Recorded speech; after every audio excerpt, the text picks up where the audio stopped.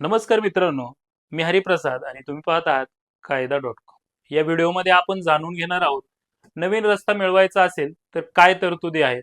सोबतच जर रस्त्याचे जे काही प्रकार आहेत ते सुद्धा आपण या व्हिडिओच्या माध्यमातून समजून घेणार.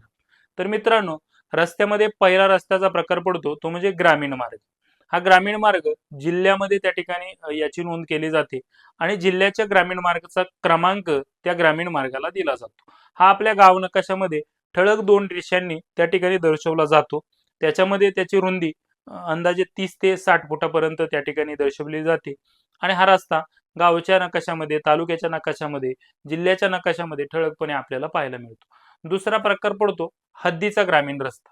हा हद्दीचा ग्रामीण रस्ता याची हद्द निश्चित केलेली असते.